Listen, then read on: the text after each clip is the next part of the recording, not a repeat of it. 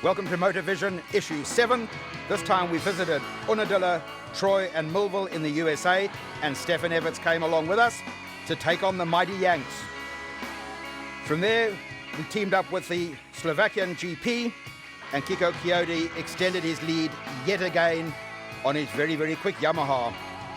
Then it was the turn of Joel Smets to show why he could again take on the #1 plate in the 500 Luxembourg Grand Prix and the world title. Then back to Belgium for the 125, and it was all Yamaha country once again.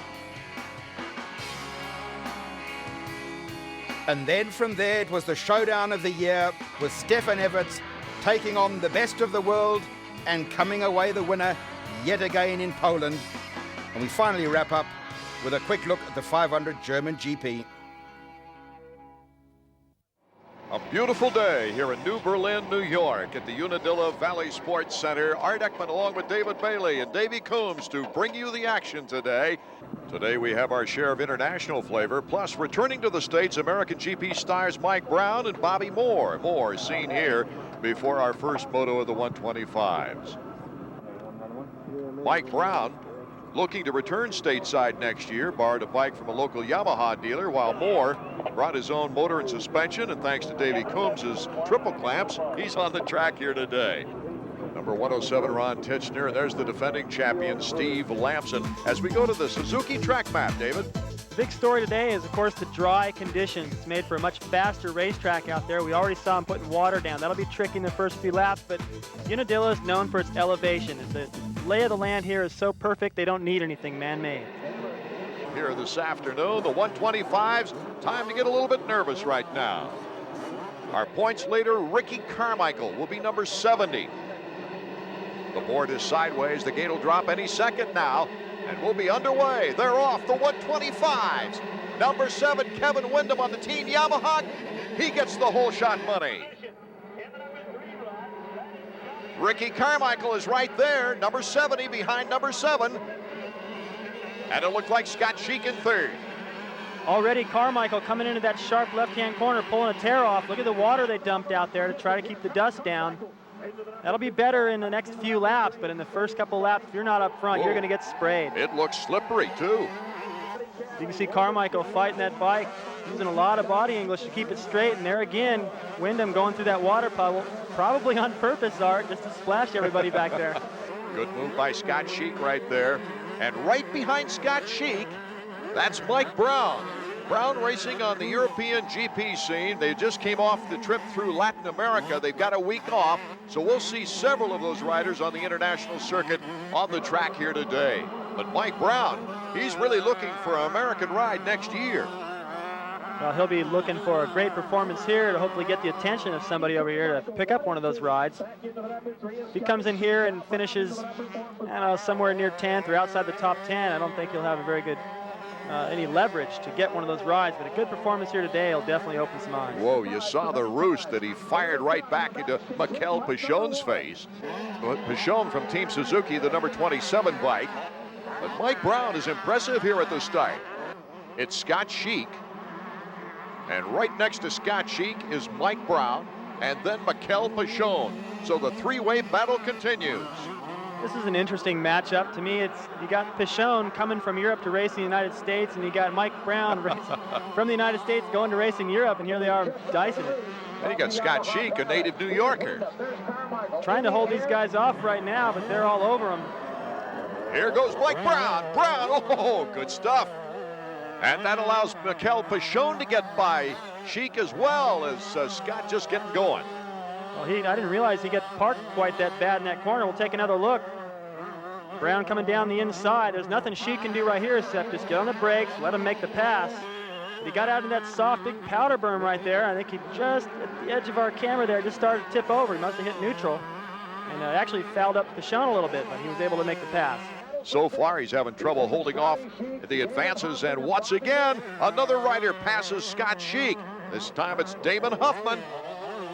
Well, it's the same corner, but Huffman made the move coming down the hill into the corner. You see Sheik was a little bit off balance heading up that hill, trying to stay within the banners. He had to put his leg way off. And here comes Bobby Moore. Moore, number 555, the former GP champion. In fact, Moore, before going over to Europe, he took a 1985 125 Western Supercross crown, winning the East-West Shootout in Dallas that year. That was back in your day. That was the first year they had 125 competition in Supercross, David. Yeah, and I should have remembered that, and I didn't. I do remember Bobby Moore riding mini bikes, though, and he came up around the same time as Larry Brooks, Mike Healy, and those guys were fast. And I don't remember much about him after that. I just remember he went to Europe and won a world championship. That's very tough to do. Made good money in Europe, and now I understand, like Mike Brown, is possibly looking for a ride back here in the States. Here's Scott Sheik and Bobby Moore battling it out for 6th place. Our leader continues to be Kevin Windham. Moore to the inside, and Moore has the edge. Boy, Sheik is going backwards. Well, it was kind of surprising to think that it looked like Sheik to me had that inside line. Would have been able to hang on to that position, and Moore just went right around the outside, motor right around him. Moore now starting to put some heat on Damon Huffman. He's had an impressive ride for a bike that he just put together. Well, you know, this is the kind of track where Moore would really shine. It's very much like a European track. Later on the show, Stefan Everts chose this track to come and race to try to put together a pretty good showing against the Americans. Figure this would be a good place to do it. Not only is it work for the schedule, but this is a European style racetrack. That's what Moore's used to. The defending champion Steve Lampson, of course, missing many races with injury. And after a 12th place start at the conclusion of the first lap, he's passed Roncada, Ferry, Johnson, and Brandis. Right now, he's looking to catch up with Scotty Sheik. A strong ride, but he's still not up there with the contenders. Lampson is really on the move. Here's a battle between Team Honda 125 riders. Scott Sheik tried to hold off Steve Lampson. Lampson, a beautiful pass. Well, there's the difference between riding aggressive and riding a little bit more cautiously. I wish, or probably Lampson, I'm sure, wishes he could have had the start Sheik had. He may have a shot at the front runners, but there, another mistake by Sheik. That's what that hill is famous for. If you make a little mistake down at the bottom, it takes all day to get back up to the top, especially in a 125. Boy, look at Lampson. He is on a great charge right now. Bobby Moore right in front of him. Can he catch up with the worldwide rider? You know, he travels so doggone much, he probably doesn't have any time at all to enjoy that beautiful home in Phoenix. I've heard it's nice. Beautiful place. I know he's used his money well and saved it and enjoyed it. And boy, I guess he's got quite a spread there. Well, I think that after a while in Europe, it's not your home. It's not natural. It's always a challenge. And he's probably just a little bit tired of it, burnt out and ready to come back home and enjoy things a little simpler, spend more time at that house in Phoenix and prove what he can do over here on American soil. And so far, he's riding pretty good. I think if he was to contest the entire series next year, he'd be a threat. It's not just a big valley full of grass, and there's no more mystery. And I remember riding in practice, and you'd see just a whole straightaway full of grass. You're cruising along half throttle in third gear, and all of a sudden you hit a bunch of holes that you didn't know were there. So it's definitely changed as far as that goes, as Lampson just motors on the inside. That uphill right there is another one. That used to just be full of holes. There'd be riders in practice parked at the bottom of that hill watching everybody else to see what was the best line. It would continue to change all day. Lampson moving into 6th.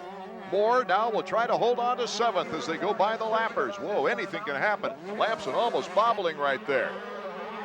Art Ekman, David Bailey, Davey Coombs bringing you the action from this great traditional track. Final lap for Kevin Windham. Windham, Carmichael, and then the big surprise, Mike Brown, still in 3rd place. And right now, the spotlight is on number 7. Boy, he's been fast lately. From hole shot to checkers, Kevin Windham, his 2nd moto win of the year after his 4th hole shot.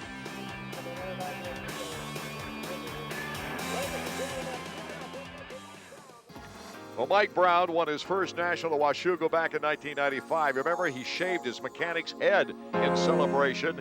Today, a solid performance. All right, the biggest surprise of the day, I'd have to say, Mike Brown, welcome back to America, and congratulations on making the podium here in the first moto. Yeah, good start, rode good, felt good, just got held up there a little bit, and the other guys got gone, but they're going fast, and I believe I come out with them and ride 10 minutes hard with them. I think I can handle it. Yeah. Now, I know the motos are longer in Europe. At the end of this moto, you look like you were pushing 100%.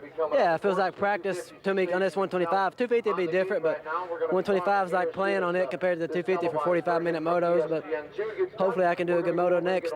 As you know, Bobby Moore and Mike Brown, the GP riders, doing very respectable in that first moto, adjusting well to the differences of AMA motocross from the GPs.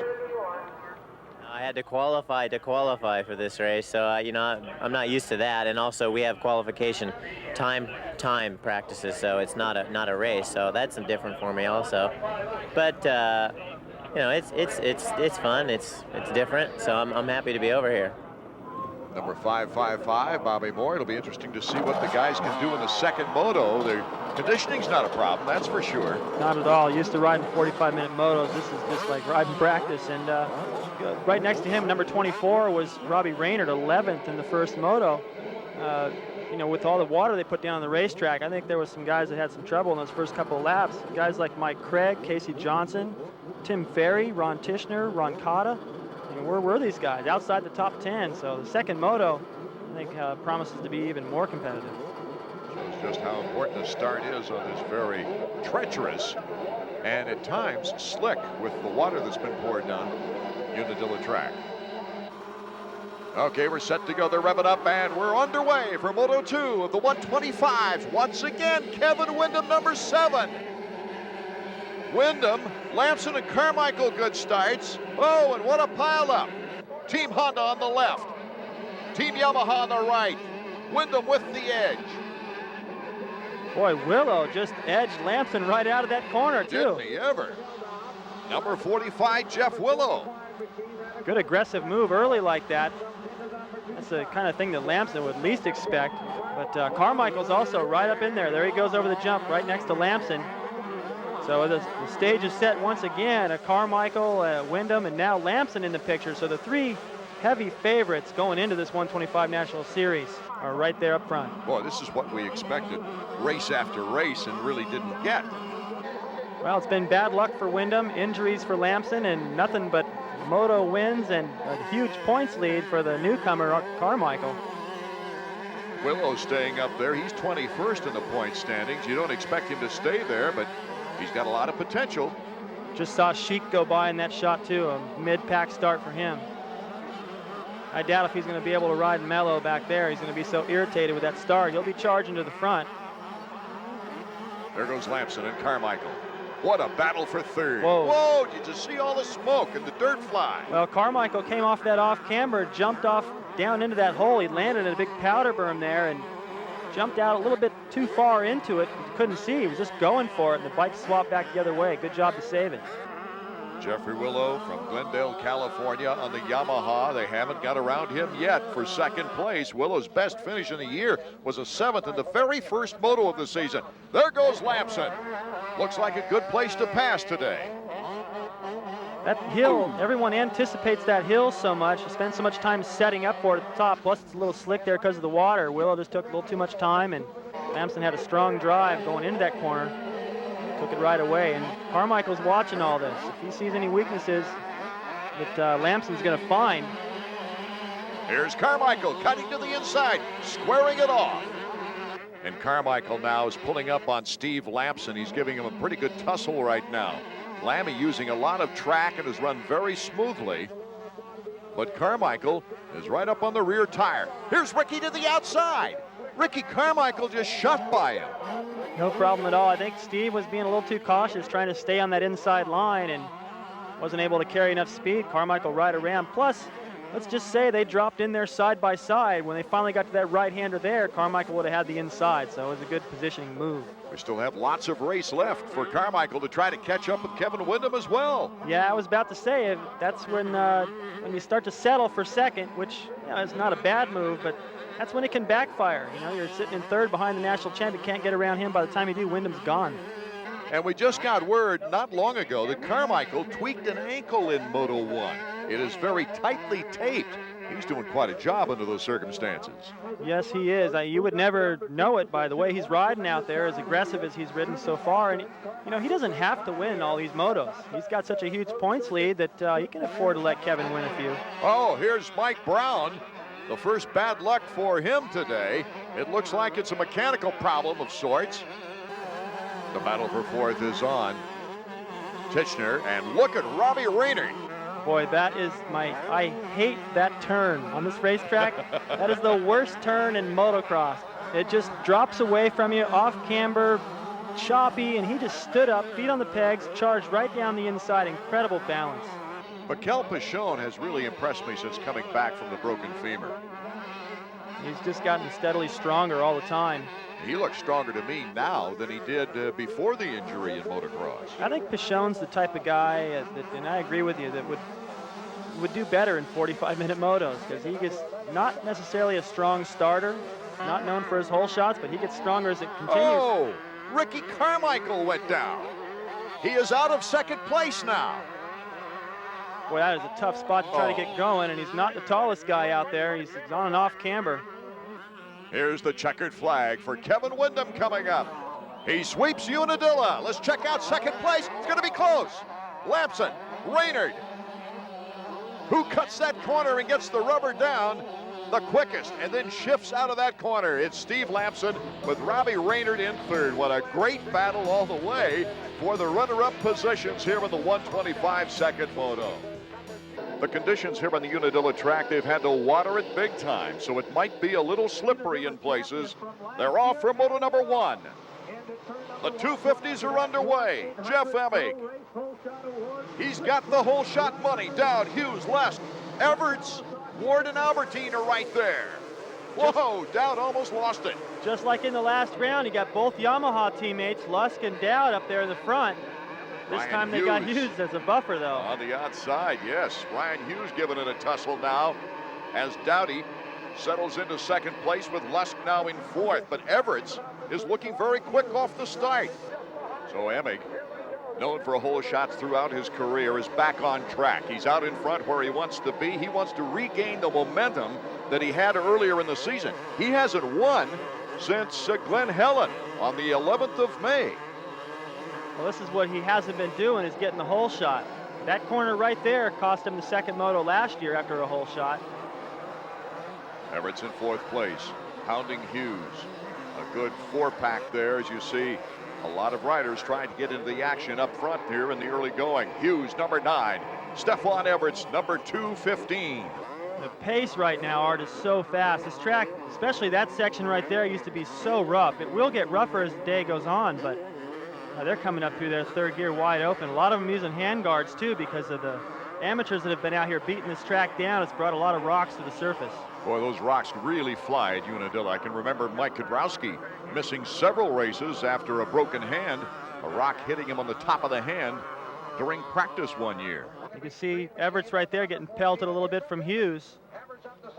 Everts to the inside, and oh, he washes out. Stefan Everts. Well, he's up quick. This is a battle for fifth, incidentally. Button in fifth place. Lusk in fourth. And here goes Albie. Whoa, controls it off the jump, but gets the tire down in time. That's what it takes here at Unadilla to make a pass and to go fast out here. You got to get a little bit out of shape. Just expect it. The battle for second is on. Number 14, John Dowd of Team Yamaha, and Ryan Hughes, Team Kawasaki.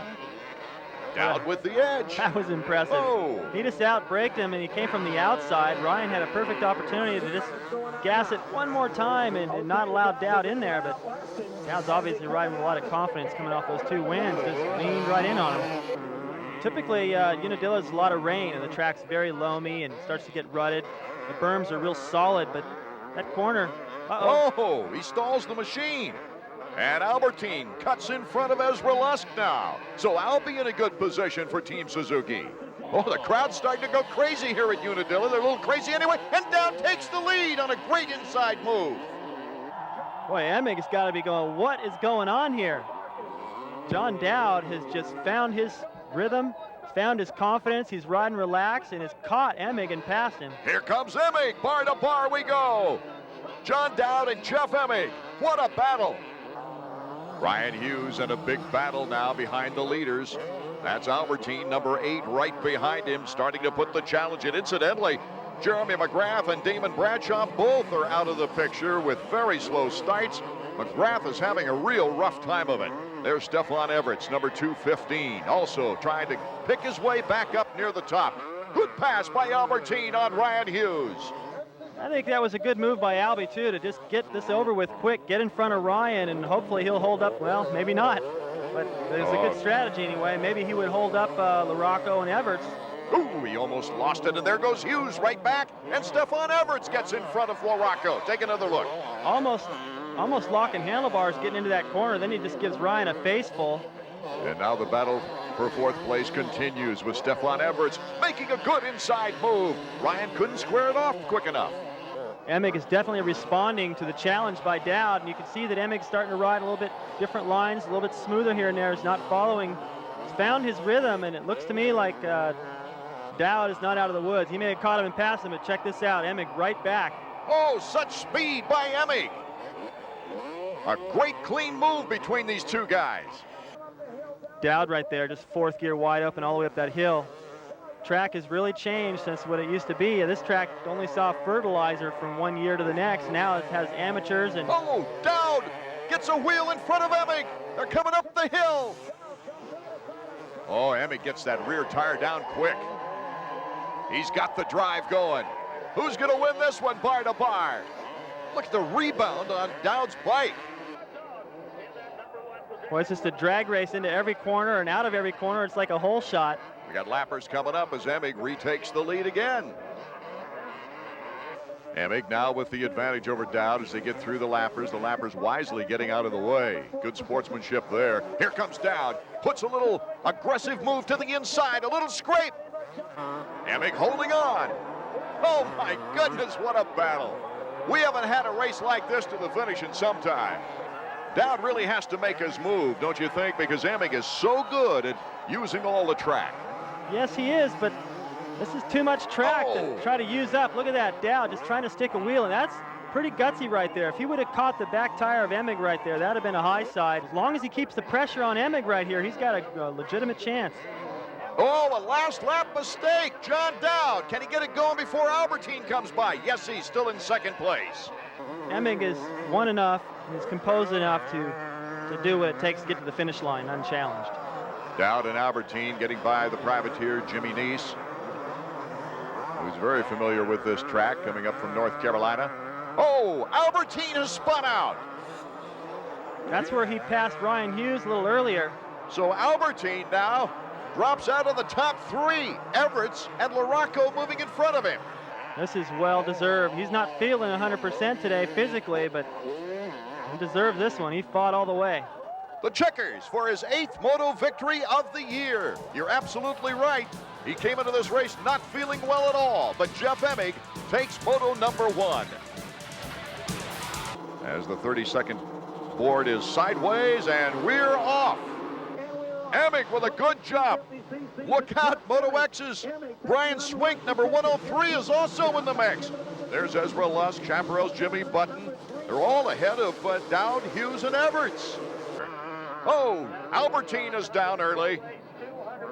Off the track, and he had to get back on. Bad break for Albie in his battle against his former rival, Stefan Everts. Look at that, Brian Swink is our leader. Number 103 cuts in front of Emig. Emig's got to be saying, hey, wait a minute, guy, this is not supposed to happen. Probably forgot about the number change, thought it was one of the Europeans coming over with a 3-digit number. He just caught Emig sleeping right there in that mechanics corner. It's one of the trickiest off-camber corners as you enter that. It's like the ground just falls away from you. It's hard to stay on the side of the hill, and just got in there aggressive, took the line away. But here comes Emig. Real easy move for Jeff Emig. The battle for 2nd place is underway.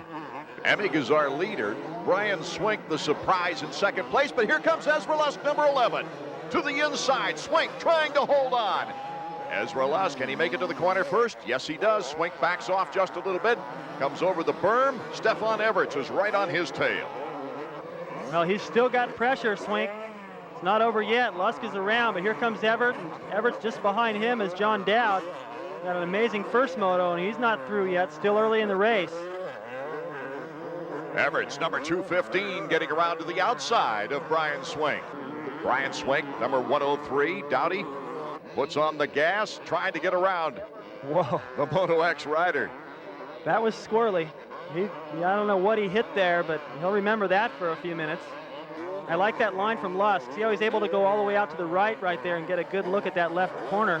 That's because he's going all the way around the outside of that uphill, staying way against the left side of the track. As he hits that jump, he can pitch the bike in the air a little bit and line himself up for that better line. Oh, where did he come from? What an acceleration from Stefan Everett. And Lusk woke him up. He retakes the battle. Well, I was just talking about how good the lines were, and he just got smoked. And the team Honda rider, you might say, borrowing a bike from the American team Honda. 215 Stefan Everett is right now his big competition for second. He's doing some interesting things, too. He's got some lines that, which we just saw. He just made a quick pass.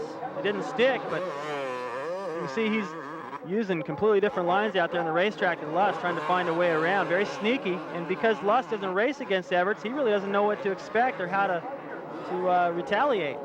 European riders, when they come over here, always talk a lot about knowing their opponent's riding style. Stefan Everett moving into second place. John Dowd now putting pressure on Ezra Lusk. That was pretty neat. He just snuck right around. Like I said, he's been finding different lines out there, and it worked again. You can hear those guys on the throttle, too, wide open. Look at Dowd right up the inside. Just snuck in there. Didn't look like there was much room, but he made it. As Emick's lead starts to shrink, you see Keith McCarty there, Yamaha team manager, urging John Dowd on.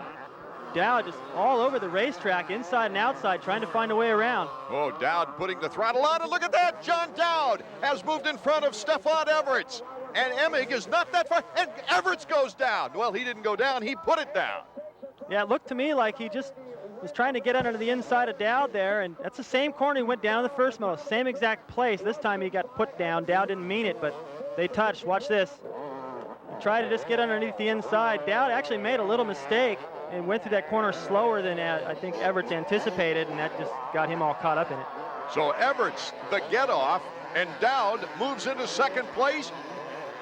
This sets the stage for another Emmig-Dowd battle like we had in Moto number 1. Will Emmig use up the track on John Dowd on this final lap? Where will Dowdy make his move? He cuts to the inside. Dowdy's got a wheel. No, Emmig comes back. Emmig got the tire to the ground quicker, and perfect shifting. What a race. It's the closest finish we've had all season long. That was maybe a little closer at the end than you thought it was going to be. Yeah, John got a good drive out of the final turn. And it was pretty much a drag race. I just made sure I didn't miss any shifts.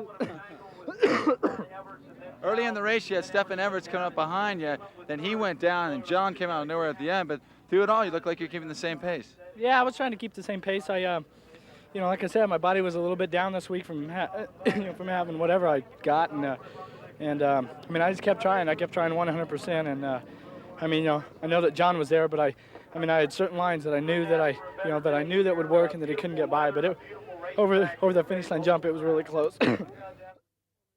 The weather is stifling at Kenworthy's Motocross Park in Troy, Ohio today. Hello, everybody. Art Ekman along with David Bailey and Davey Coombs. To say it is hot would be a gross misrepresentation. 96 degrees with humidity that pushes the heat index up even further as the day goes on to maybe between 115 and 120 degrees.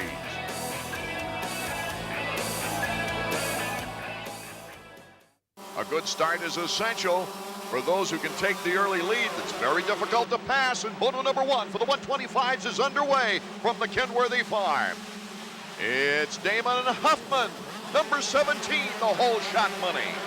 We gave those weather statistics earlier, but can you imagine with a helmet on and all that equipment? It's enough to fry one's brain. Record crowd, though, here at Kenworthy Farm as Huffman pulls out a slight lead. David Pingree, number 57, number 28, Brian Deegan, Brian Roth. They're up front, kind of confusing the issue with the points contenders as number 17, Damon Huffman continues to hold the edge. Ricky Carmichael, though, is now knocking on the door, number 70. Well, he's right there where he wants to be. He's got a good start. As long as he rides smart in the first few laps and doesn't have any trouble from Wyndham, he'll be all right. Casey Johnson all stuck in the tires.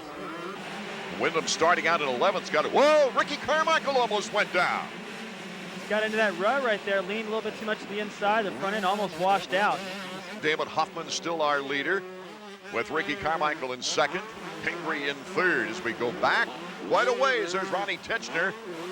Kevin Wyndham, number 7. After 2 wins and 3 podiums in the last 3 races, he's fought his way back to 9th place after a very, very poor start. From Red Bud to Unadilla, he picked up 14 points in that one race. Now Kevin Wyndham has got a long way to go, though. He's going to have to pray for some miracles up front.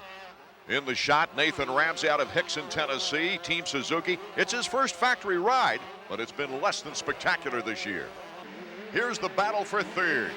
Moto Triple X rider Brian Deegan, number 28, starting to put pressure now on Pingree.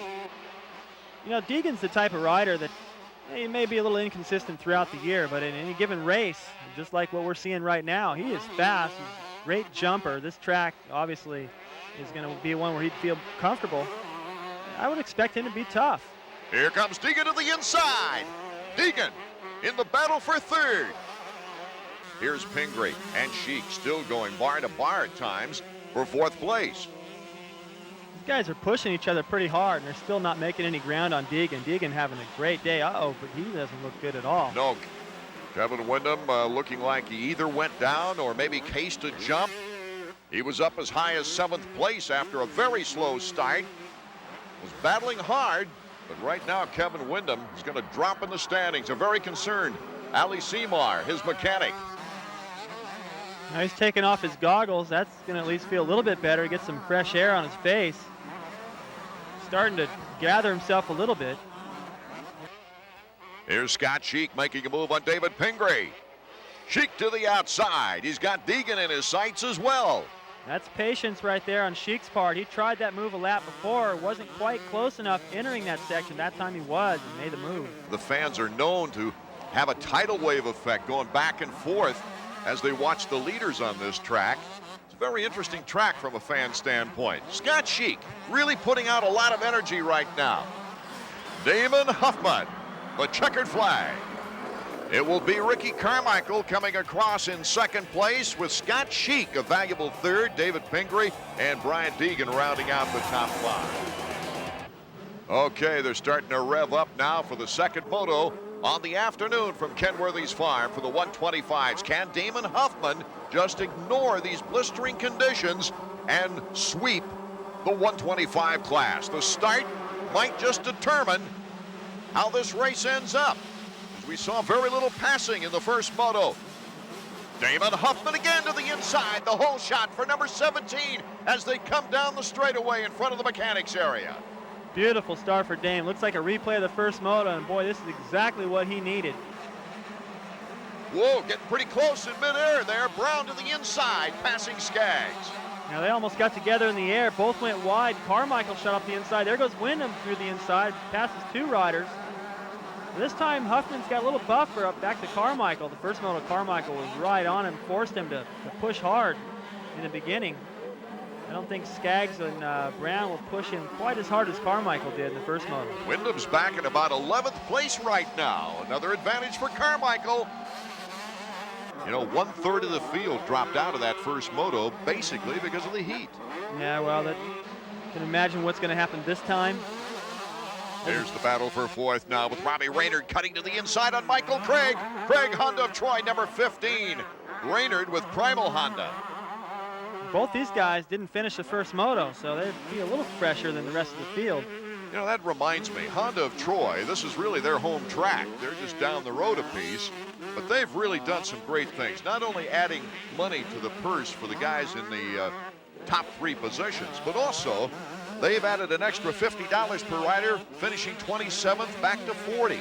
Those are the guys that need the extra bucks. Yeah, that's a pretty neat thing to do. Congratulations to Kenworthy Farm and the organizers of the race for what they do for these riders, too. They're probably the most receptive bunch on the motocross scene. Do a great job out here of keeping this track dialed in, listening to the riders, making sure they keep the dust down. They watered this section between the races, but they were careful not to make it muddy out there. And this is the first time he's seen that track. He's like a golfer remembering every stroke. Damon Huffman, the checkers. He's got the sweep on the day. Ricky Carmichael picking up more points on Kevin Windham. Mike Brown and Pashone rounding out the top 5 as Michael Craig came back after a sour first moto. Let's go down to Davey. Congratulations, 1-1. Awesome, you know, my bike had so much top speed. No matter what I got out of the gate, it passed everyone at the end. And that's what did it for me. I obviously gave it everything I had. Kind of both motos. I never knew about Ricky, where he was kind of come from, but I've never won like this, and I'd like to thank everyone at Kawasaki, my mechanic Brian Lunas, Axo, Bridgestone tires, Renthal handlebars, and Oakley goggles. Board sideways, we're almost set for that first 250 moto. Who will get the whole shot now here at Kenworthy Farm? Damon Bradshaw, Jeremy McGrath, Jeff Emig, John Dowd with good starts, but it's Ezra Lusk, number 11, out in front, Team Yamaha. Well, those guys went into that first corner aggressive. They got busy in there. Surprised nobody went down. Bradshaw comes out on top. Before you could say it was Ezra Lusk's second whole shot of the year, Damon Bradshaw just took it right away on the straightaway. Jeremy McGrath right up in there too. Looks like he might be able to move into second. He's got the inside. McGrath, number 2. He's really like this outdoor track. Bradshaw, our leader. Jeremy McGrath, an aggressive second place. Lusk third, and there's Emig in 4th. Bradshaw out in front, one of the 5 different winners we've had so far in the 1997 season. He won back at Mount Morris, also got a podium at Gatorback. Look at Bradshaw working all the way from the left side of the racetrack over to the right, coming down the inside. He's very aggressive. Here comes Jeremy. Cuts inside the corner. Jeremy McGrath is our leader. Emig takes to the outside on the corner. Whoa, did he leap that one? Jeff Emig in his battle with Ezra Lusk, bar to bar, but Ezra's got the inside track. Boy, this is a long, hot day. Look at Emig right to the inside, just muscles his way to that inside line. The coughing problems from last week have certainly improved considerably. He feels a lot stronger, and it's a good thing in this heat at Troy, Ohio. Ward number 6. Behind Greg Albertine, number 8. Oh, look at Albertine just put the throttle down on that straightaway. Cuts to the inside, and he moves in front of John Dowd. Dowd hoping to catch up a little in the points race with Jeff Emig. But Dowdy's going to have to pick it up. He could be looking at the weather conditions and thinking, there's no way I can ride 100% for this whole race. I don't see how anybody can. And maybe his pace is just not quite up to par, and he needs to pick it up. Jeremy McGrath in the lead, but look at how it's cut down, and Jeff Emig moving around Bradshaw. Can he hold it? Yes, he sticks it. So now we've got a potential showdown with Jeff Emig, the points leader, and Jeremy McGrath. Here's the battle for the lead. The crowd going crazy. A record crowd at Kenworthy Farm sees bar to bar with Emig and McGrath. Can Jeremy hold on to that lead? Yes, for the moment anyway. Little brake check there. Jeremy, I don't think he tried to intentionally hit Emig. Emig was trying to get in there and square him off. Jeremy countered perfect. Stopped just in that berm, and there was no way Emig could make the pass. Oh, great racing for these fans who came out in this terrific heat and humidity to watch motocross. Jeremy McGrath, number 2. Jeff Emig, the defending champion of the 250s. And Emig making a big charge. Emig in front of Jeremy McGrath. Boy, that was just flat out aggressive. Around the outside, wide open. That reminds me of the pass he put on Jeremy in the final round at Delmont. Jeremy made a quick pass on him early in the moto, and Emig, as Jeremy called it, kind of psychoed back by. That was a psycho back by right there, around the outside, full throttle. He's looking for the win here today. And what a way to start. Cruising across the line as the checkers fly for Jeff Emig. He's already asking for the water jug. Coming across the line in second place, Jeremy McGrath with Craig Albertine. Jeff Emig foregoing his all-black shift outfit for the more reasonable green-white with black sleeves. As we get set for moto number 2, the gate's down and we are underway. Larry Ward with a good start this time. He's on the outside cutting in. He'll get the whole shot money. Jeff Emig is right there though as well. Emig taking over the lead going into turn 2. Boy, Ward had an interesting line coming to the corner. He swung way wide, just angled in, but he couldn't hold that inside line like Emig, and Emig controlled it. Here's Ward and Emig. Ward hanging real close to Jeff, not letting him get away. Well, he's got to make his move now. Stick a wheel in, get aggressive, and force Emig to have to ride defensive. Maybe take him out of his rhythm. Usually Emig's gone when he gets the hole shot. So Ward's doing the right thing here. It's just a question of how long he can do it. Ward's trying for his second podium finish of the season. He had a second at Hangtown. Larry Ward, impressive performance. Honda of Troy. We mentioned that Honda of Troy is just down the street here in Troy, Ohio. Back to the action, Jeff Emig looking for his 4th sweep of the year, but can he hold off a rampaging Larry Ward? Number 6 comes to the inside. Boy, Emig got all the way over that triple. And Larry Ward came right back. So Ward was a little slower in the beginning of that section, but then makes it up at the end. And, you know, Emig's got to be thinking, why? Why does Larry Ward have to have a great ride right now? He doesn't want to have to push that hard. Ezra Lusk going down, having to restart. That's the same section where LaRocco went down. Same play. In fact, there goes LaRocco. Oh, no, Todd DeHoop. That does not look good. The medical people on the scene. Here comes Ryan Hughes making the pass. Jeremy McGrath has now moved back to 4th, or has he? Ryan Hughes in 3rd place. Jeremy McGrath now has got a problem. John Dowd, very strong at the end of a race, is right behind him. McGrath is slowly sinking back. He put out a lot of energy in that first moto. It's starting to show now.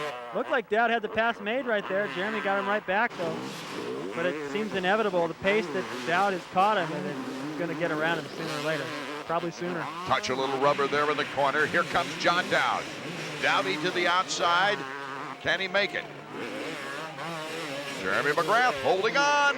Dowd cuts to the inside at the last second. Number 14, Team Yamaha. Jeremy, if in fact he is that tired, he's hanging on pretty good, but Dowd got around on the inside. The checkered flag for Jeff Emig.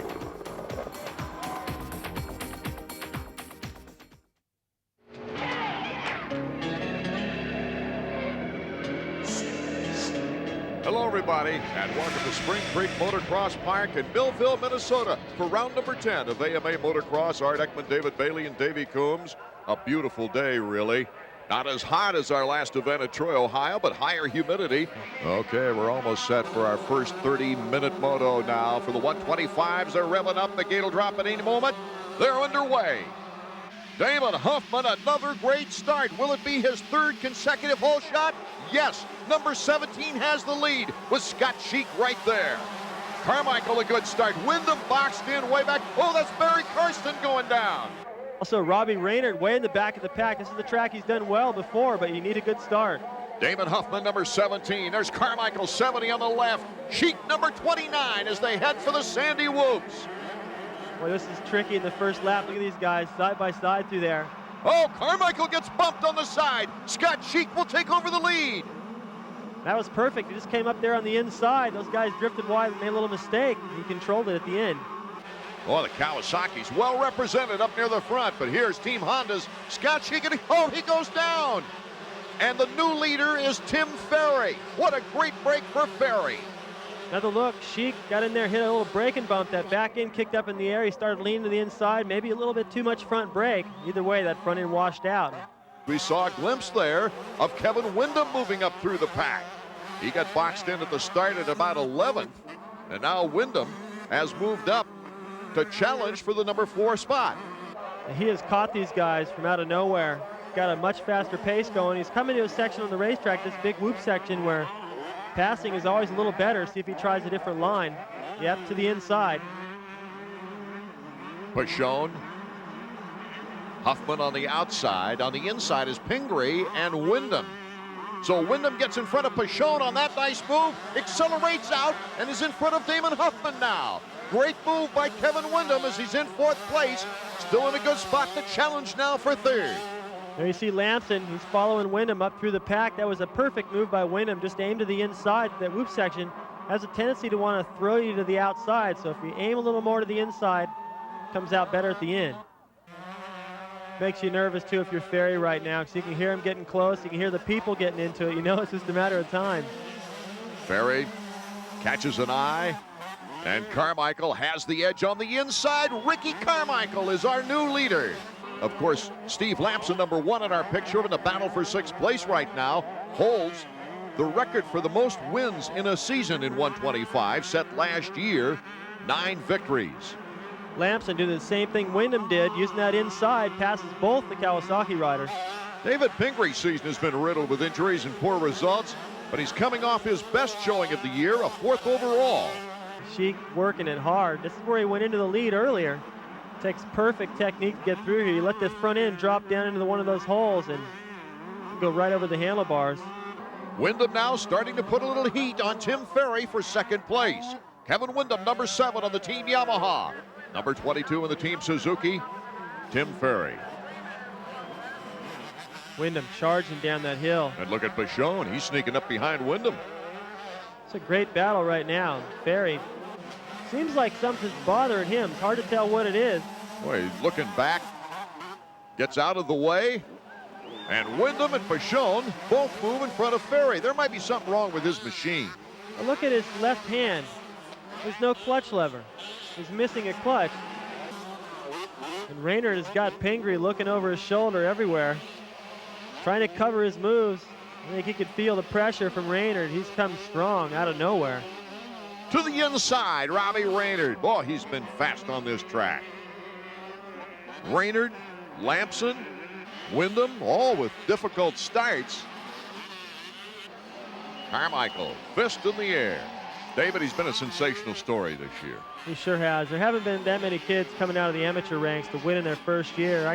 Maybe Ron Lachine, I can remember him doing it here. In fact, in Millville, won both motos, number 224. But checkers for Carmichael, his 10th moto win in 20 motos so far this year.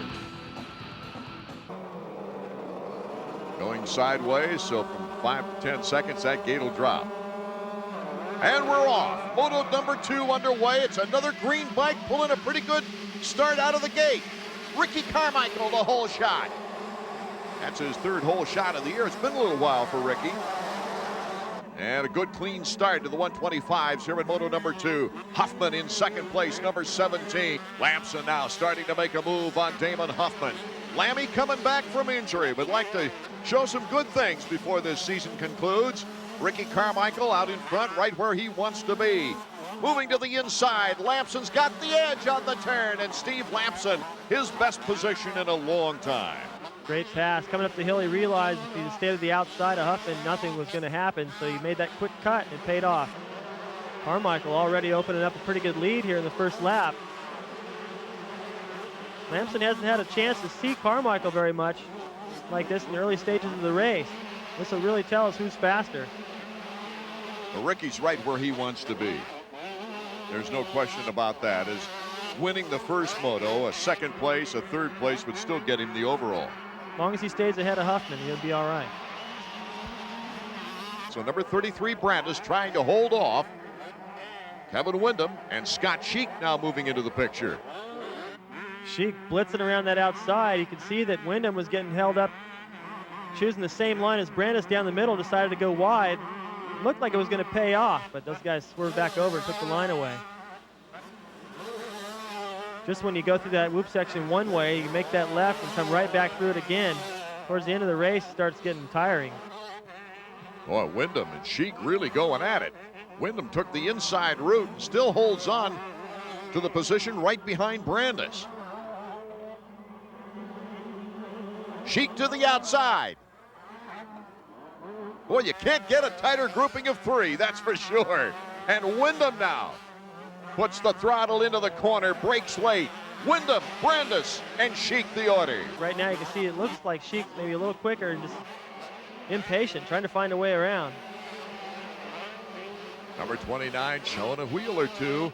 Cuts to the inside. Beautiful move by Scott Sheik as Brandis gave him the avenue inside. 1995. Boy, what a day he had. One of 2 national wins in 125 action that year for Raynard. You see Pichon's momentum got all messed up coming into this section. He thought he was going to go to the inside of Brandis. Brandis took the line away from him. Looked like a train through that section that time. Sheik, Brandis, Rayner, Pichon, and Roncada. Back to the front now. Whoa, look at what Steve Lampson has done. Steve Lampson, number 1, puts the challenge to number 70, Ricky Carmichael. Carmichael trying to hold him off. Can he cut to the inside? Carmichael got another perfect start, but it looks like Steve settled down and going after him. Yeah, they're real close right now. There's about 10 feet separating them. Lampson looking for the opportunity now. Does Carmichael really want to get physical? No, he doesn't. He wants to stay in second as Lampson has taken the lead. I don't think Carmichael will give up right here. He'll make a run at him, push him, make sure he's not kidding about taking this lead. Carmichael losing some momentum through that whoop section there. May at this point say, okay, you know, I'm not going to go that fast right now. I still got the overall. He may look over his shoulder a little bit and figure out what he's got to do to protect the overall win, because Lampson is flying. The Suzuki stopwatch. Lampson. Carmichael at 3.7, and Huffman is right there. He's got a shot. Back to the action, and here's the battle for second place. Huffman, number 17 on the right. Carmichael. Huffman moving into second place. Carmichael can't afford to slip any more than this. Huffman still has a chance at the leader. Steve Lampson. Tichenor holding off Roncada right now, as that's the battle for 8th place. Ronnie Tichenor doing a good job after coming back from the Japanese Nationals, where he competed for several years. I'd love to see what he could do on a factory bike. Roncada cuts to the inside, and the Honda of Troy Ryder steps up one more on the ladder. Getting down near the finish line now, number 1, Steve Lampson, in his final season in 125s, picks off the moto win.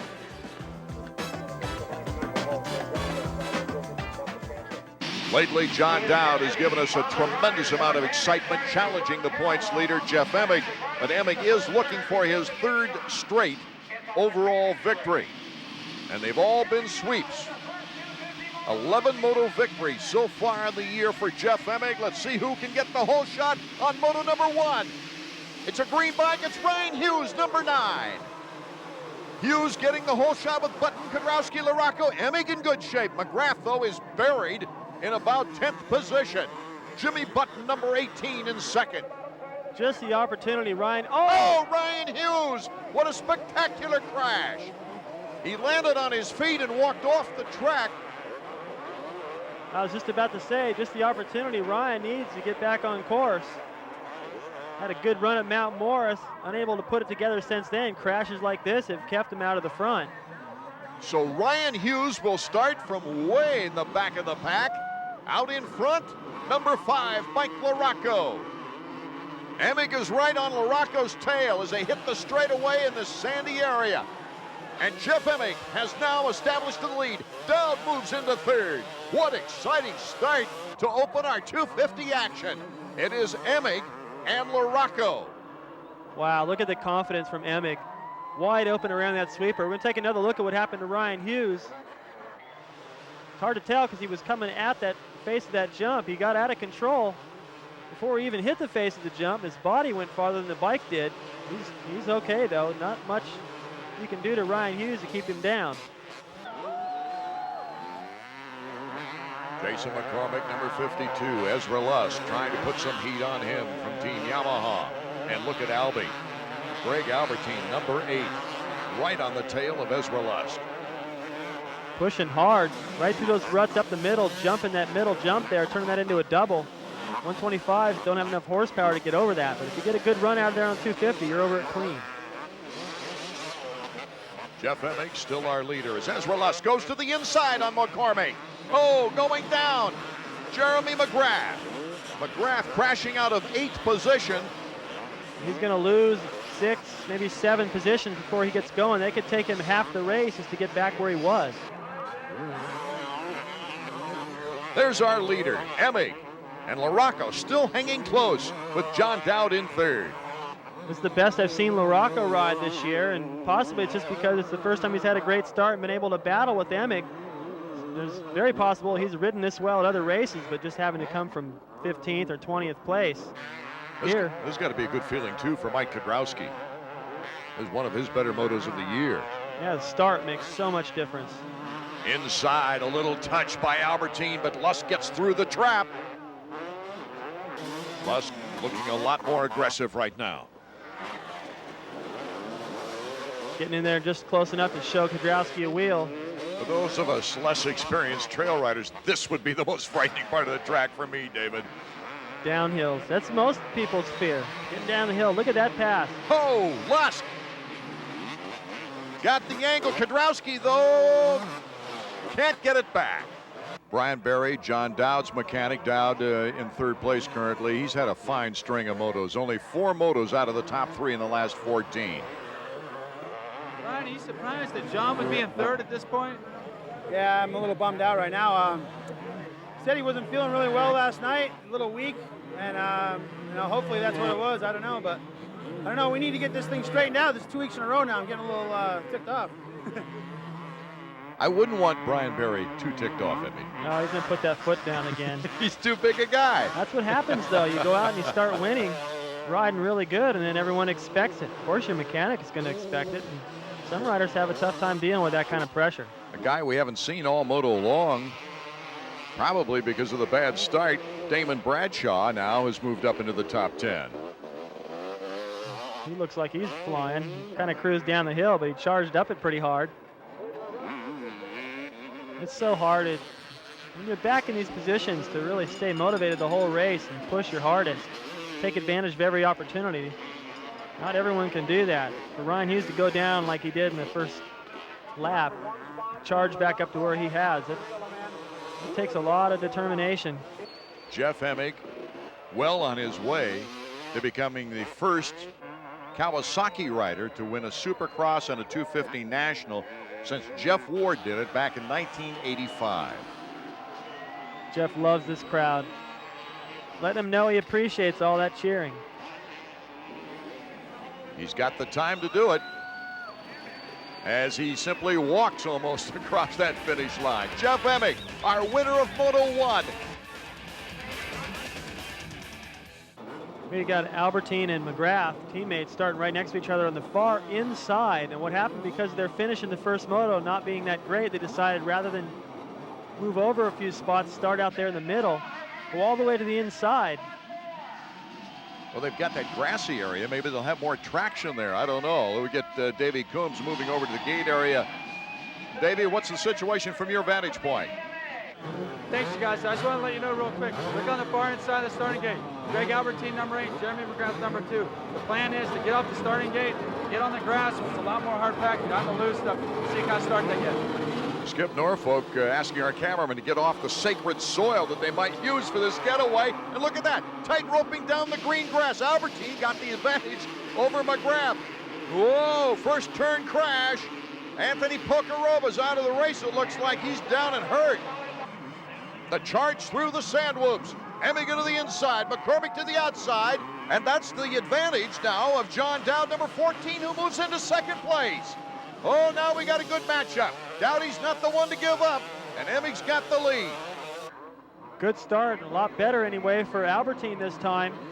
That gamble paid off. He cut Jeremy off pretty bad, but he used that grass.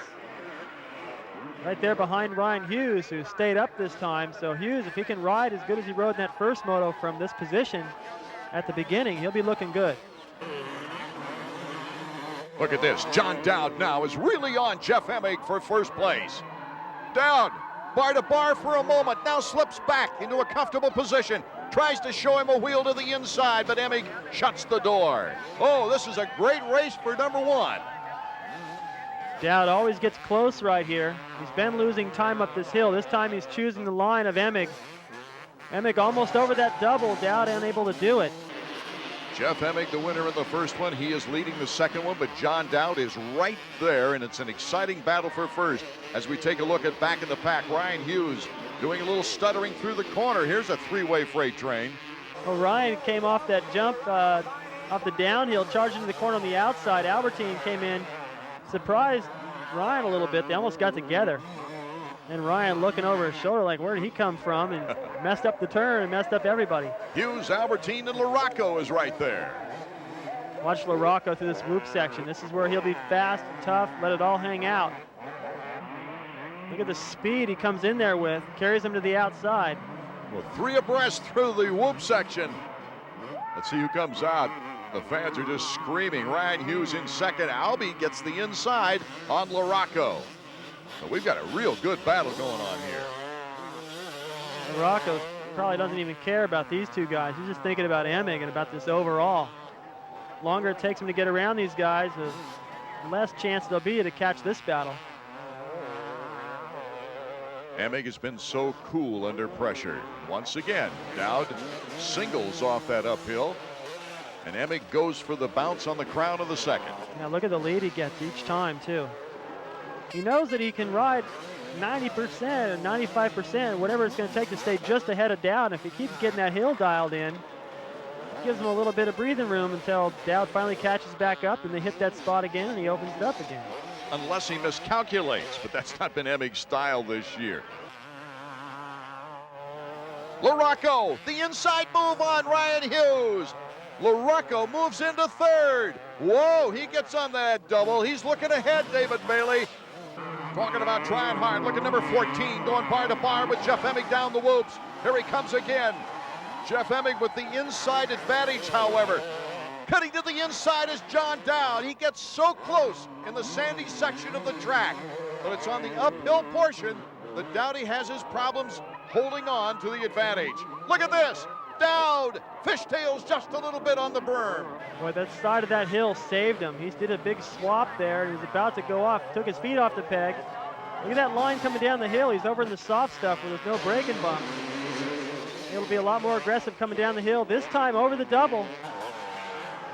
If he keeps doing that, that's going to really make things tough on Emig. Back out front, just as close as ever right now. They touch.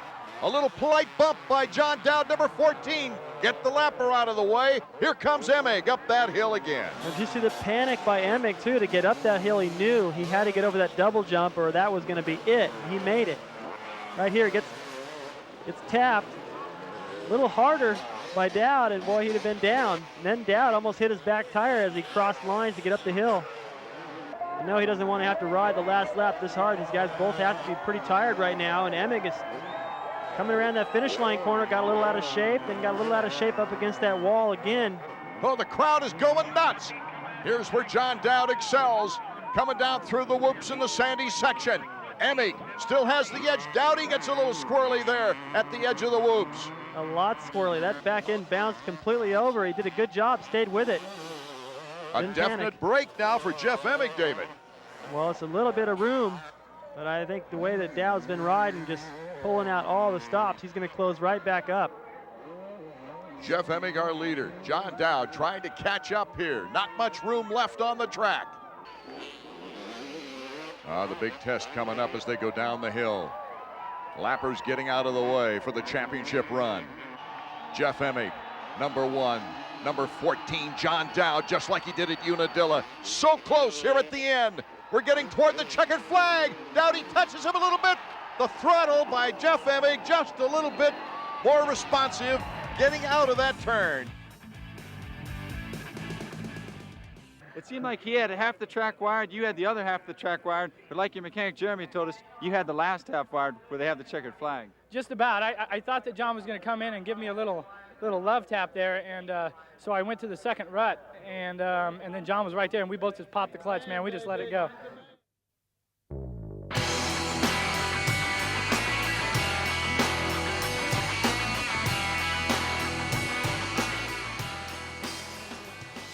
And so from the excitement of the USA, we get back to Slovakia and round 10 of the 125 World Championship. Down on the line, and the season's starting to show a pattern. Chiodi starting to look very, very dominant right throughout the year. Heat 1, first race of the day in Slovakia. 125s, the gate drops. Down they go. Chiodi now has to start banking some points. He knows that a World Championship is within his reach. Yamaha know that as well. And Chiodi has just got to have consistently positions on the podium, and he could well have the 1997 World Championship wrapped up for Yamaha within the next couple of races. Well, out they go, a hard-packed surface. The weather has been good. They put a little water down last night, but nothing to worry about at all. The track in very, very good condition. And Chiodi up to the front very, very quickly. But running right alongside him is Federici. Federici is one of the men that certainly know that they can run with him. And Bartolini is in there as well. But Federici, the man that got the whole shot ahead of Kiko Chiodi. It's all been about Yamahas right throughout the 125 GP season. Nice to see Bob Moore there. He's been plagued with injuries right throughout the season. Not major injuries, but injuries certainly that have kept him out of the running. A bit like Paul Malin. Nothing of a serious nature, but certainly enough to keep the Cadbury Blues rider sidelined for the majority of the year. But I'm sure he'll be back next year. So right now it's Federici that's gone to the front. Kiko Chiodi, the man that is looking to wrap up the World Championship within the next couple of races. He's got to keep it all together and keep out of injuries. The dust already starting to come through. The pit boards come out. And certainly Federici knows that he can stay ahead of Kiko Chiodi. They are very, very valuable points for him. The man that we're watching coming from the back is De Pasquia. He is having a particularly good ride, and he's moving his way up through the field very, very quickly. And so is number 12, Masho. Bob Moore again in your frame. And then we're looking for Alessandro Puzar as well. Bike number 100. Starting to get through a couple of the, not the back markers. He just got himself a bad start, and he'll start moving up through the pack fairly quickly. Bartolini keeping it all together. These are the riders that have been very, very consistent right throughout the year. Masho always there. Federici, well, it's always what if. Federici has been there. He's had a couple of DNFs that have cost him plenty. But Kiko Chiodi has just been sensational right through the year. I don't recall him having a DNF. I don't recall him having any sort of failure whatsoever. He's just been there weekend after weekend, and that's what's important. 14 or 15 rounds of GP racing from Malaysia to Austria and around the world. So you've got to just slot them in. Bad weather, good weather. Wonderful weather in Spain, plenty of mud. And talking of mud, here it comes again. Just as we said, the dust has come out of the circuit. The rain has started to come down, and that could well start to mix up the positions. And mix up the positions it has done. De Pasquia has gone to the front. He has passed Federici. So De Pasquia at number 14. He's already acknowledging that he's done enough. The checkered flag is there. De Pasquia, arm aloft, takes the win. Second overall will go to Kiko Chiodi. Third will go to Mascio. And fourth, a very, very solid ride, Alessandra Puzar. Well, only just enough time for a quick wash and polish. Bobby Moore, in his excitement, back down to the line already. Well, the officials certainly are getting a move on with the race. Heat 2 at Slovakia. First race win to De Pasquia. I wonder if he can do that again, or can Chiodi mix up the points? Out the gate they come. Second heat of the day. A little bit more rain has fallen. There is mud around the circuit. Bobby Moore in a very, very nice start. If he can keep that together, but I'm sure the mud is going to upset this. Whoever gets covered in mud here has got a major, major problem. You need to get clear of the mud very, very quickly, and it looks to me as if that's exactly what Chiodi has done. You really don't need to get covered in mud here today. It's going to make it very, very difficult. So Chiodi out of the starting blocks very, very quickly, into the first corner and out of the mud. Alessandro Puzar, the man that was fourth in heat number 1. He's moved up there with Chiodi, so he's having a very, very good second heat. That's nice to see. Well, you can hardly even read the numbers, but they're out there and they're circulating, and we know from the yellow and black that is Kiko Chiodi. He has really had a wonderful season. Puzar has now gone to the front, but a good day to Kiko Chiodi. He knows that he's just got to bank valuable points. He knows that Puzar is in front, and I'm sure if Puzar can just keep it together for another couple of turns, he'll get to the podium ahead of Chiodi. But in the overall title chase, it's Chiodi.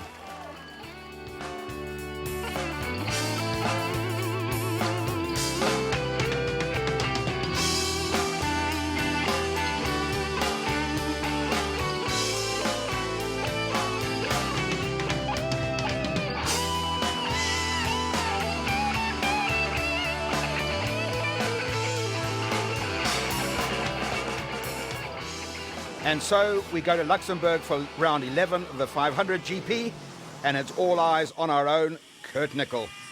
Well, they go the way they go on the grass, left-hand turn. Who's going to get that valuable hole shot? Well, there he is, KTM mounted. Kurt Nickel, bike number 91, riding out of Great Britain. He's got some traffic there as well. He's got Daryl King, brother to Shane King, the two popular New Zealanders. They're always there. But right now it's Kurt Nickel. Somebody deciding to give pit instructions right in the middle of the circuit. The officials will soon give him a quick word, I'm sure. Well, isn't it good to see Kurt Nickel up front where he belongs on a good day?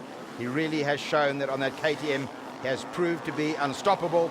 But it's been a long, hard season and all sorts of problems as the season progressed. Even his seat coming off at Hawkston Park. But here today, Kurt Nickel looking in very, very good form indeed. He really is well equipped to ride the big horsepower bikes. Daryl King. And then, of course, that's the man that they all fear and respect. Joel Smets, riding out of Belgium on the Husaberg. That man is unstoppable.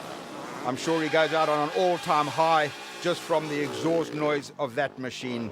An incredible rider to watch. That bike just sounds wonderful. The crowd's applauding Kurt Nickel. He really does put in some very, very strong and confident rides. Since he's moved to that KTM, he has just got better and better. The Belgian flags are there, and they know that Joel Smets is not that far away from giving up the number 2 plate and inheriting the number 1 plate from Shane King. Smets has worked very, very hard all season. He's been consistent. He's not made too many mistakes at all. And I'm sure with another couple of Grand Prix under his belt and some podium finishes, Joel Smets and the Husaberg could well be the world champions for 1997. Kurt Nickel at his all-time best in Luxembourg. The circuit very, very well prepared. Not an easy circuit. Undulating up, down, very, very stony sections, and that makes it very, very slippery. But with these big, powerful bikes, they really do put on a wonderful show. And with the introductions of the Yamahas during 97, I feel we're going to see a lot more from the 500 GP supporters all around the world next year. Well, that is Shane King, the present world champion. He and his brother will represent New Zealand at the Trophy to Nations in a few weeks' time. But at the meantime, it's still Kurt Nickel. He has certainly had a very, very good ride here in Luxembourg, getting on the power mighty, mighty quickly. But he knows that Daryl King on the Husqvarna is never far behind. And then Joel Smets, the ever popular, very, very determined rider. He gets the power on that Husaberg. He has a lot of supporters all around Europe. Well, that's the man that's going to take it. Kurt Nickel, aboard the KTM, wins the first heat in Luxembourg. In second spot will be Daryl King aboard the Husqvarna. And I'm sure third across the line, there he is, Joel Smets on the Husaberg, and a step closer to another world championship. Kurt Nickel, after so much bad luck this season, it must be great to finally get a race win under your belt. Yeah, it's the business. I mean, you know, honestly, I felt like I could win races all the way through the season, and things have just gone against me all the way down the line. And finally it's come together today, so obviously I'm very, very pleased. It's overdue because, I mean, I've had the speed at lots of other races, but, you know, things just haven't been going my way this year. I'm sure he'd like to be in Joel Smets' position, but at this stage of the season, I suppose just as many race wins as possible would really like bring your season to have a great end of season. Yeah, I mean, that's it. I mean, I'd obviously like to be world champion. That was my aim this year. Things went against me and I couldn't do that. And obviously with the amount of DNFs and other small problems that I've had this year, you can't expect to be world champion. But you know, if I want to get going quick at the end of this year, and I'm going to give it another go next year. I might be 120 years old, but I want to give it another go. Well, he's got today to give it another go. And can the SkyMars rider pull it out the bag yet again? What a beautiful aerial shot there. They go into the first turn. Oh, a rider has gone down. I'm sure that's Daryl King, right in the middle of the pack. What a magnificent aerial shot of the start line. And there is the man. He's not 120 years old yet, but leading race 2. Well done, SkyMars KTM, Kurt Nickel. Well, we said on a good day, when Kurt Nickel wakes up, and he's in the right frame of mind and things go together, he has proved that he is unstoppable. Well, he's certainly come out in the second race, firing on all cylinders and looking very, very good. This time he's got the current world champion Shane King also aboard a KTM behind him. Smets a little further down the field this time, but I'm sure that by the time they get to the podium, Joel Smets will no longer be in that position. Well, that's the man that could certainly mix things up as they have all year. Bartolini aboard what's proved to be the revolutionary YZM 400. Well, charging through is Shane King. That's the revolutionary machine that we speak about. And that's the man that's gone to the front is Bartolini. Kurt Nickel now chasing him, and then Shane King. So race 2 proving to be a very, very good race indeed. And then getting it all sideways, but having a good ride today. Trampers Parker aboard bike number 22. Then Smets, that's the man in a hurry. He is now trying to get his way. We said he wouldn't finish there. He'd be back on the podium, I'm sure. Joel Smets knows that there's a world championship not too far away. The fans, of course, have come to love that YZM 400 the same way as they do that Huserberg. They are like Massey Ferguson tractors going up the hill. They just sound great. Trampers Parker back in our frame. He's had himself a great day today. Where is our race leader? Joel Smets working his way through now. He just picks him off one at a time. That's our race leader. That is Bartolini on the YZM 400. That is the bike that's going to be available off the showroom floor from Christmas this year. And won't that be a wonderful toy to have come down the chimney? Kurt Nickel, well, he certainly had a good day. Sky Masks, KTM and Kurt Nickel, a very formidable combination. He's had a good year, and he certainly wants to finish on a high note. Bartolini, the pits will tell him that the checkered flag is not too far away. So that is Bartolini. That machine really has proved to be a winner straight out of the box. They've had a bit of prototype development work, but it really is a winner. The mighty Huserberg and Joel Smets must be wondering how much more he's got to do. He's being told how to concentrate. He's been concentrating for 9 months to get the title. Joel Smets, another lap completed, and he knows that a world title is not that far away. Up and over they go. Well, Bartolini must know that for him, the checkered flag is there. Another win for that incredible machine. Bartolini takes the win. Second spot will go to Kurt Nickel.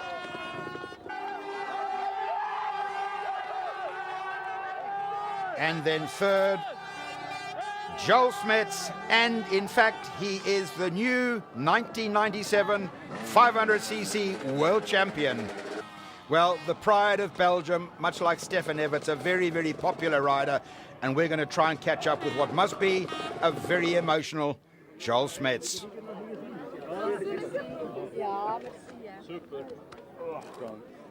Joel Smets, the wait is finally over, a world champion. Yeah, it's hard to believe. Unbelievable scenes, the fans. Yeah, I still can't believe it. It has been very tough this year. Since the second GP, I'm leading the championship, and I was convinced I was strongest, but right from the second GP, I had the pressure of the championship on my shoulders, and I can tell you it has cost me more than a few sleepless nights. The race was a very hard race for you by the looks of it. Yeah, as good as the first one was going, as bad was the second one going. I came out of the gate really bad, and I had to be very careful in the first corner. I nearly crashed, but yeah, I didn't want to crash because I knew if I would try just my race, take my rhythm, I could finish top 10 easily, and I even finished 5th, so it's great. Well, very deserved champion, and congratulations on being the 97 world champion. Thank you very much.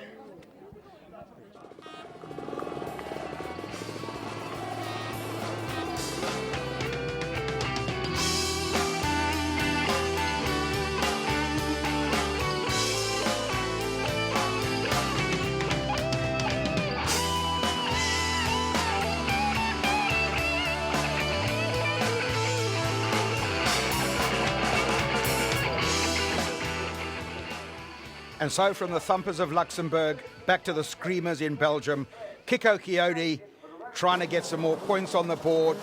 Down to the gate early. Mr. Pouzard there as well, looking for a place. Nice to see Bobby Moore back with us as well. First heat gets underway. Away they go. Round 11 of the 125 World Championship. Well, they drop away from us for the first time. And Vial back to the front. Well, what a shame that Vial hasn't been fit and on two wheels all through the season, because when he's on a good day, he's put in some amazing rides. This is Vial and his little Yamaha Screamer at its absolute best. Bike number 3 up front. Kiko Chiodi, the man that's leading the 125 World Championship, and he is being chased by Alessandro Pouzard. But Vial missed a couple of races mid-season, and that really did cost him very, very dearly indeed. They've got that Yamaha absolutely on song, and now behind him he's got Chiodi, the man that is leading the 125 World Championship, and then Pouzard behind him. Nice to see Traversini having a much better ride as well. He's up there with the race leaders in this race.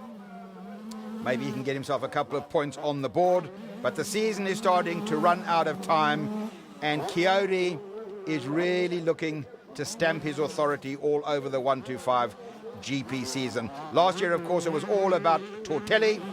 He won so many Grand Prix that it almost became boring.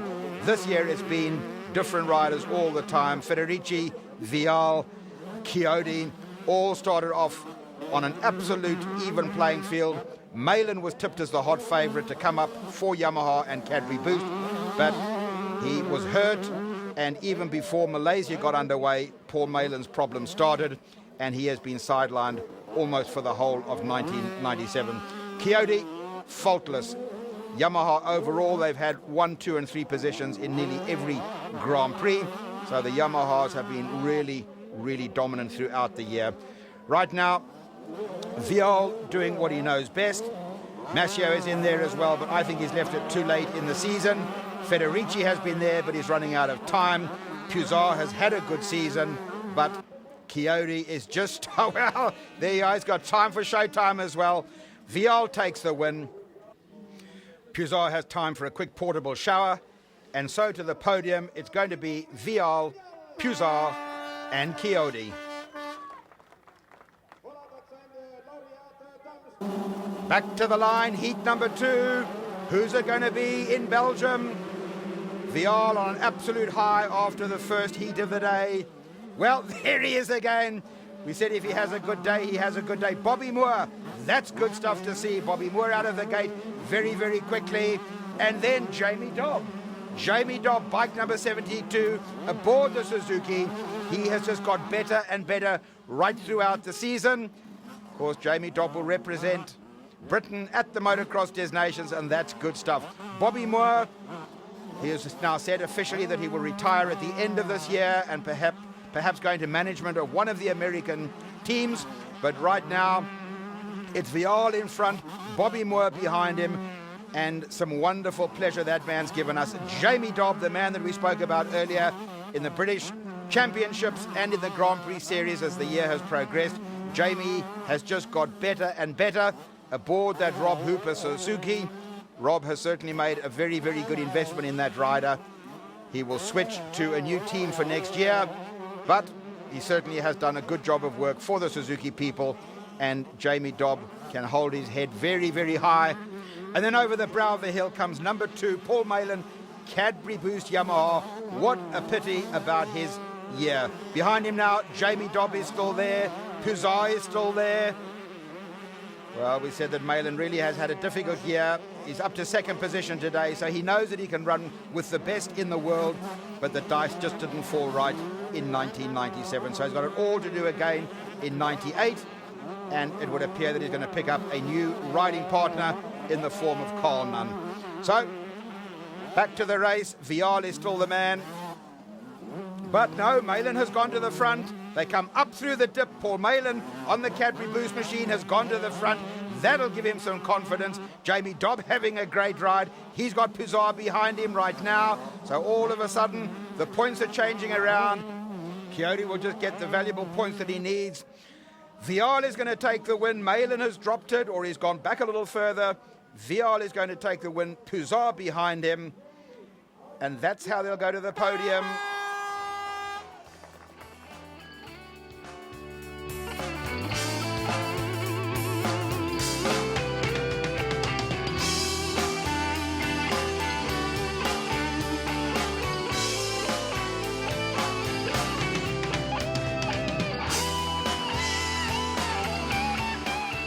And so to Poland for round 13 of the 250 GPs. And it's time that Stefan Everts thought about wrapping it up. Well, before he gets a chance to wrap it up, the day has started with high drama. All the riders have asked the officials to change the circuit. That was declined. Jockey Carlson went down incredibly hard in practice, and the riders are not happy about continuing riding on this circuit. Well, Everts has plenty to think about, and he's got a world championship to defend. We caught up with him. Maybe this is now the last heat before you're a world champion? Yeah, maybe if I don't DNF or I don't get out of top 8, then I will be the champion in the next moto. And a very distinguished career so far. This will make 4 world championships. This more or less important, or it's difficult to tell at this moment how important this championship is for you? Well, it's very important because I think I proved that I've been really strong the whole season, and you know that's what I really wanted to do once in my career, to be a dominator in all the season. Well, congratulations on a great season so far, and in less than 1 hour, maybe you will be the world champion again. Yeah, hopefully. Thanks, Stefan. And so down to the line for Stefan Everts. This could be the start of his world championship title. He's got to finish in the first 8. You heard what he said. He cannot afford a DNF. A 7th or 8th place is good enough, but I'm sure he'll want to win it. Away they go, screaming down the line, but we can see the Kawasaki of Frederick Bolle. Bike number 5 goes through the corner first. Oh, a pile of riders go down.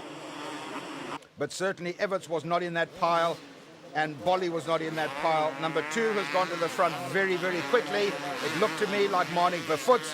Bolle is there, Everts is there, Yves de Maria is there, Pit Beyer, the ever-popular German, is there. But look at this man, Frederick Bolle. He has been signed by Honda Europe to ride alongside Stefan Everts for 1998. And right now he is ahead of the Belgian rider. So the French rider, Frederick Bolle, will ride alongside Stefan Everts for 1998. And replacing him at Kawasaki will be Yves de Maria, riding at this stage, we're told, with Sebastian Tortelli. But that is still to be confirmed. Still some questions about his American participation to still be resolved before year end. So right now, Bolle's up front. Stefan Everts is into a very valuable second position. He knows if he can just stay there, he has got another world championship under his belt. And certainly some wonderful management from Dave Grant right throughout the year. Honda Europe have obviously re-signed Stefan for next year. Be riding under the HRC. And there's talk of a very, very big sponsor to come in for the two of them. Number 4, Yves de Maria. Since he went onto that Oxbow Kawasaki, he has proved to be nothing short of sensational. And I'm sure if he can get in with Tortelli for next year, the two of them will be almost unstoppable. But right now it's 1997. Stefan Everts wants to take the title yet again. He's been Mr. Super Cool all year through. And now here in Poland today, oh, Marnik Befoots goes down. Marnik Befoots holding his arm. Hopefully that's not too serious. Frederick Bolle still aboard the Kawasaki, comes over. The Hooters are going. Number 3 is in there as well. That's the ever-popular Talon Volan from the US of A. And it's clicker time for Frederick Bolle. Stefan Everts knows he's just got to keep it together. The pit boards are out. He knows he's done enough. Well, that's what he wants.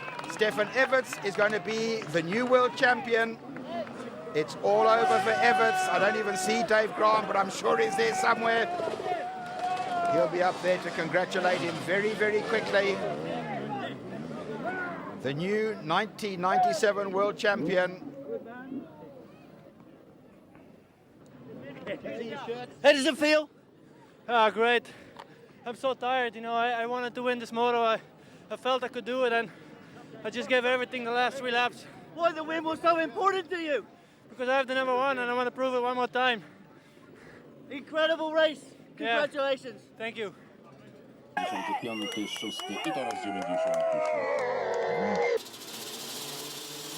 And so back to the gate yet again. The new world champion, Stefan Everts. Now he's got nothing to prove. He's just got to keep himself out of trouble, have some fun and circulate. Frederick Bolly has been told that he'll be riding with Stefan Everts for 1998. So that must put him out on an all-time high at the moment. Well, Paul Cooper, nice to see him back and fit again on the SoCal Kawasaki. Cooper right up front with the race leaders. Stefan Everts must be on an all-time high. Pit Byra, what an incredible rider he is. And Talon Volan must be wondering what went wrong in his year. He had a very, very bad fall in the 3rd race of the year. He then got entangled at Fox Hills, and that cost him a plenty when his bike was written off completely in the first moto at Fox Hills. Other than that, Talon Volan has had not a bad year at all. Paul Cooper has been sidelined with a lot of injury. Yves de Maria switched to Kawasaki when Tortelli got hurt, and de Maria has really been quite sensational aboard that machine. Paul Cooper, SoCal Kawasaki. What would have happened if he had been injury-free for the whole season? Well, those are the questions that you always ask. That's the man that has been injury-free. He has circulated like a robot, and he is the world champion yet again. Well done from everybody at Motorvision to Stefan Everts. A great year again for him. Well, meanwhile, back in Poland, and they've got work to do. Honda must be very, very proud of that rider. But leading at the moment in heat number 2 is Manu Befoots. Second spot is Yves de Maria. And then in 3rd position will be our Honda-mounted man, Stefan Everts. Well, the dust coming through in Poland. Stefan Everts has had a wonderful year under the management and guidance of Dave Grant. He'll pick up Frederick Bolle as his teammate for next year. But to take the checkered flag is Yves de Maria aboard the Kawasaki. Great win there for him. He'll be up to the podium straight away. Second spot, Stefan Everts.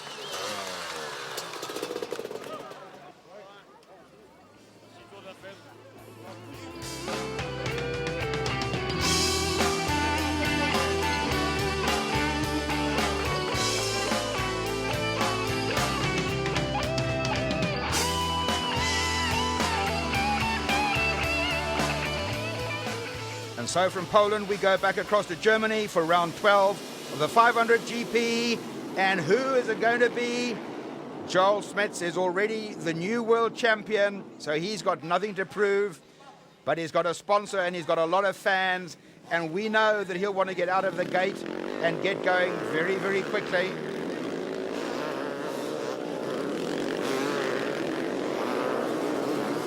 Daryl King up there with the race leaders. Kurt Nickel mixing it in with them as well. 500 GP stars back again. That's Shane King. He's a long way back. Last year's world champion. And now Eckenbach bike number 10 comes into the picture. He is going well. But today is all about deciding who is going to finish second, third, and fourth. At the moment, it's Daryl King, Kurt Nickel, and then Shane King, because we all know that Smets aboard the Husaberg is the new world champion. Trampus Parker in the picture there as well, going well. And then Smets, he's just showing the fans what they've all come to see. That's Kurt Nickel, currently lying third overall in the World Series. And I'm sure he won't want to go any further down the field. Number 72, that is Bartolini, aboard what is now the legendary Yamaha YZF 400. That bike has already been ridden in the UK and will be appearing in magazines very, very soon, in test reports. And everyone that's ridden it, and there's only a select bunch of few, they say it is nothing short of sensational. So Eckenbach, it's late in the season, but he's got a sponsor and he's got to keep doing his work. Joel Smets is the new 500 world champion. Daryl King is second. Kurt Nickel is third. Shane King is fourth. But who's it going to be at the end of today? The checkered flag will go down. Another race completed. bike number 5, Daryl King, will cross the line. Bartolini not far behind. Eckenbach is there as well. So they'll get themselves to the podium quickly. And although on the podium Bartolini is there, he was later disqualified through a noisy exhaust. What a shame. But let's get back to the line. They've got it all to do again. Out they go. The mighty roar of the 500s. The 500 GP class. There has been some sensational racing. That's the man with the noisy exhaust. And he just says, never mind the officials, never mind that. I'm here to show you that this Yamaha is an incredible machine. Noisy or not, it can take on the best in the world. And in the hands of Bartolini and Johansson all the way around Europe, and in fact throughout the world in '97, that bike has set everybody's heads are shaken.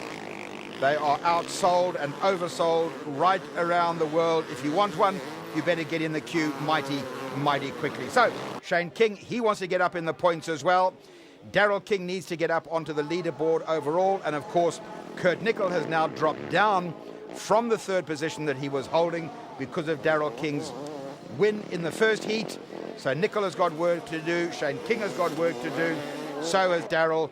Joel Smet wants to just keep a holding position, and of course Bartolini and Yamaha, they're quite happy just to show the world what this bike is all about. As if there's anybody that doesn't know, unless you've been on the far side of the moon, everybody knows about this incredible new Yamaha for next year. Kurt Nickel aboard the SkyMaster KTM, and a great job of work he's done for them, but it's too little too late. The season is drawing to an end, and Kurt Nickel does not have enough points. That's the facts of the matter. I'm sure for next year he must be in very positive form, and I'm certain in privateer hands as well there's going to be more of these YZ400 4-stroke machines around the world. Trampus Parker, he's had himself a good year, sidelined with injury, and Daryl King, well, he's going to finish in the top 3 or 4, I'm quite sure, at the end of the points tally.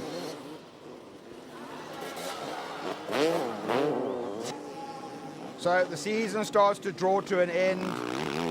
The talk of the year must surely be about the strength of 500 GP racing. It's become more and more popular, some very big crowds. In Belgium, of course, they swamped the circuit to see the new world champion, Joel Smets, on that Husaberg. But right now, the checkered flag goes out to Bartolini. He will take the win in the 2nd heat of the day. And then to take 2nd overall for the year, bike number 5 on the Husqvarna, Daryl King will finish 2nd overall, and Shane King is going to take 3rd overall for the year.